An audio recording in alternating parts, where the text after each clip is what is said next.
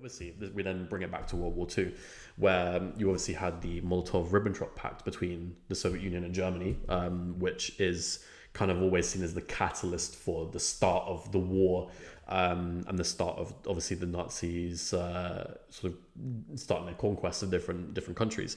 And Poland being the kind of the sort of the pot in which all of this stuff is being the battleground, unfortunately, for Poland.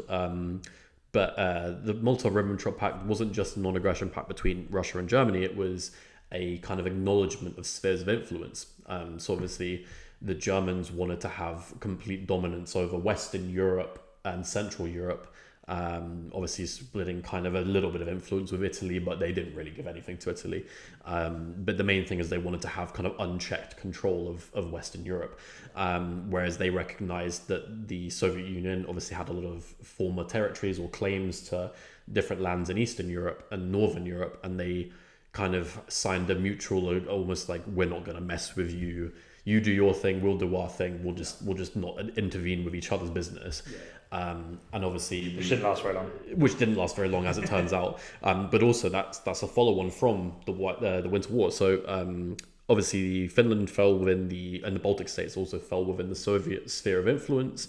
The Baltic states were given a series of ultimatums where there were kind of demands to have Soviet military bases or do training operations in their countries, which then essentially just turned into an occupation, and they weren't really able to resist that because they didn't really have substantial militaries that could defeat the Red Army or any of the political will to kind of put themselves under that it was easier to kind of just be like, there's no point in us. Well, and also in this developing conflict, they probably looked over to what Nazi Germany was doing, and they thought, maybe we'll sort of hedge our bets and just live and let live. Kind of, maybe the Russians aren't so bad. I mean, maybe let's not make a rod for our back. Let's just get on with it.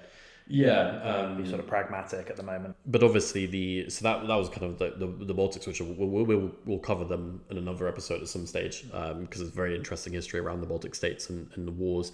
But going back to Finland, obviously then this kind of then coincided with sort of rising tensions between Finland and Russia, where obviously Russia's on this kind of spree of giving people ultimatums and taking them again, and annexing different places. And they then wanted to reestablish that buffer zone. So the kind of official, I feel like this is also framed as, the Soviets sent an ultimatum to Finland and they just declared war. That was it. But there was a series of quite lengthy negotiations where the Soviet side actually was apparently quite friendly towards the Finns. They were quite diplomatic in terms of like trying to have compromise with the Finns. They essentially wanted to reestablish the buffer zone from that they had between Leningrad and Finland. They wanted to have they wanted Finland to cede a number of islands on the kind of lead up to Leningrad, so that they could establish defenses. They wanted Finland to lease them an island to build a military base on for about 30 years.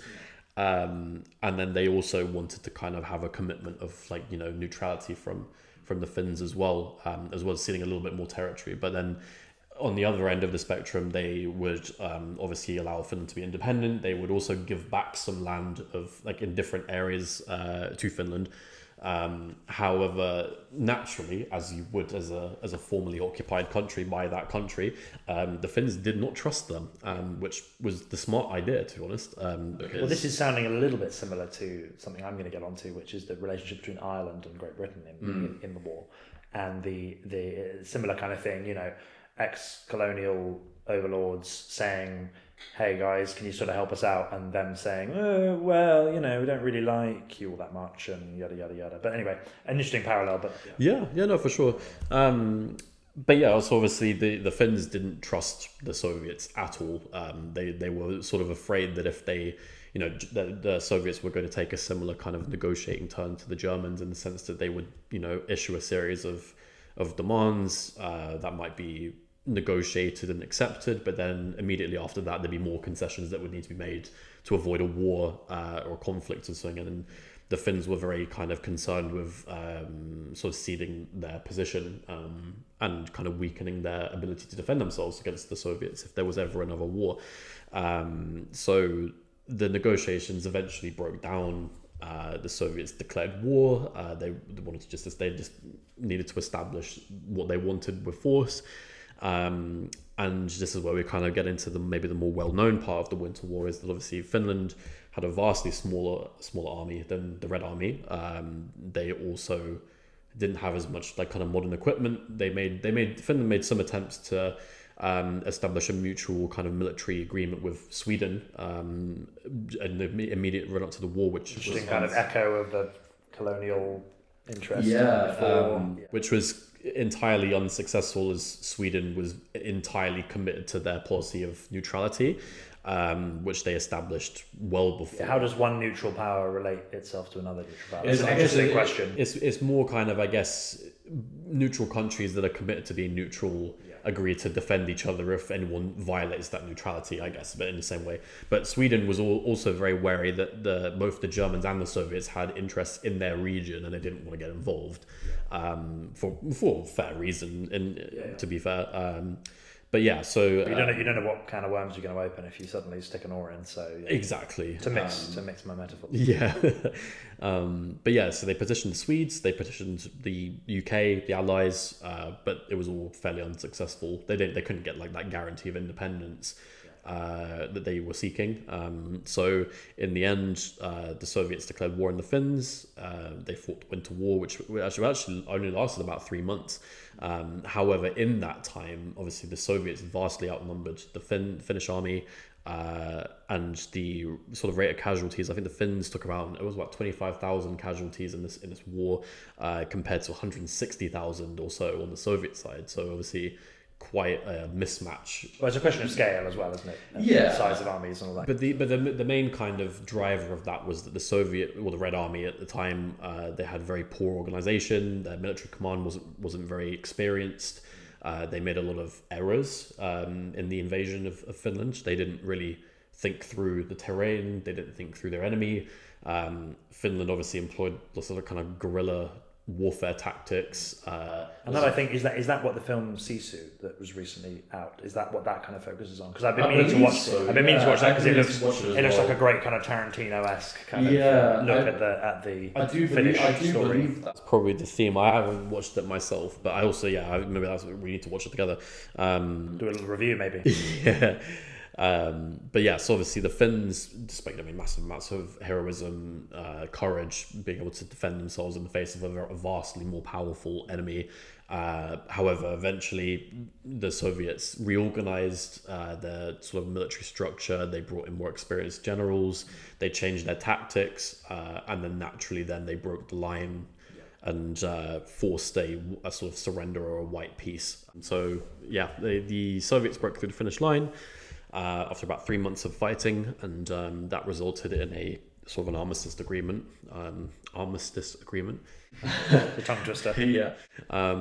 Where again, the results of this were also quite interesting, because usually you would kind of think that that would mean, Finland surrenders, they would be annexed by the Soviet Union, or there'd be a puppet government installed, and that would kind of be the end of it. But I think the Soviets kind of recognized that it would be an impossible sort of task to try and occupy Finland, given the situation that they had.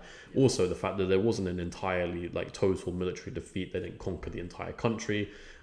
There was kind of a mutual agreement that they would just stop and end it there. Obviously, the Finns had to make quite a lot of concessions. They needed to cede the land that the Soviets requested. And then also to recommit that policy of neutrality and to not get involved in any of the kind of the big sort of reset. The war. Yeah, so it's almost a reset in that sense. So obviously the borders were reset they were reset back to the Tsarist Russian borders, where they obviously have that buffer zone.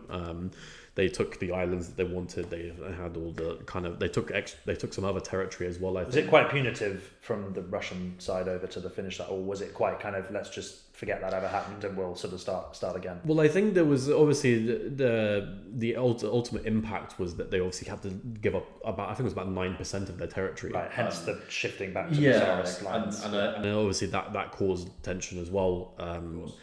But they did give them fairly favourable terms in the sense that they didn't impose massive war reparations on them. They didn't disarm their country or anything like that. But obviously that was on the basis that they would be neutral in the conflict. So obviously then that kind of came to a conclusion in early 1940. Obviously 3 months after the war started. That's a lot to pack into 3 months. It's a lot to pack into 3 months. But obviously, like the ramification of this was that it was a massively humiliating kind of defeat. Well, not defeat, but it was a massively humiliating kind of ordeal for the Russians. Yes. Their international reputation suffered.